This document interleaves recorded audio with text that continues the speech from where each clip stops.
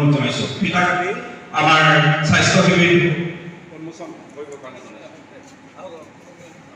যিসকলে তদেখান কৰি আহিছে আমি তেখেতলোকক ৱেটিং ৰুমত অপেক্ষা কৰিবৰ কাৰণে অনুৰোধ জনাইছোঁ। ৰেজিষ্ট্ৰেশ্যন চলি আছে, তেখেতলোকক অপেক্ষা কৰিবৰ কাৰণে অনুৰোধ জনাইছোঁ।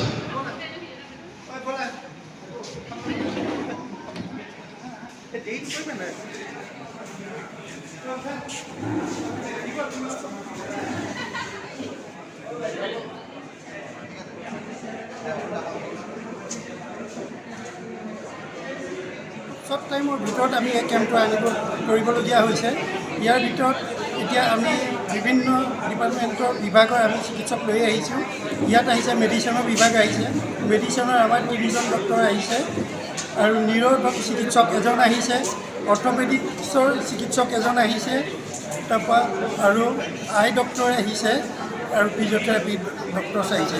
অকল এই ডক্টৰছেই নহয়, আমি ইয়াত এই ৰাইজসকলে যি কিছুমান এনেকুৱা হয় তেওঁলোকৰ কিছুমান চাইলেণ্ট কিলাৰ বুলি ক'ব লাগিব, যেনেকৈ মধুমেহ যিটো হয় প্ৰেছাৰ চুগাৰ, এইখিনি বহুতে ট্ৰিটমেণ্ট কৰাৰ অসুবিধাত তেখেতবিলাকে ভাল চিকিৎসা নাপায় আৰু গাঁৱৰ ভিতৰৰ পৰা বাহিৰলৈ ওলাই আহিবলৈ অসুবিধা পায় আৰু সেইখিনি চিকিৎসা আমি বিনামূলীয়াভাৱে ইয়াত সেইখিনি আমি ট্ৰিটমেণ্ট কৰিম আৰু আমি টেষ্ট কৰিম, পৰীক্ষা কৰিম আৰু ফিজিঅ'থেৰাপি ডিপাৰ্টমেণ্টৰ আমি বহুত ইনষ্ট্ৰুমেণ্ট লৈ আনিছোঁ।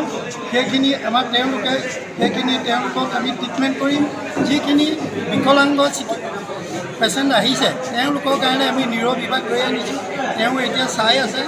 আৰু ইয়াত এটা কথা যেনে ভাল লাগিছে, অকল আমি এইটো বহুত জেগাত কেম্প কৰিছোঁ, ইয়াত যিখিনি ৰাইজৰ সহযোগিতা মিডিয়া পাৰ্চনৰ পৰা ধৰি সকলোৱে বহি আমাক খুব ভাল ধৰণে ইয়াত সহায় সহযোগ আগবঢ়াইছে।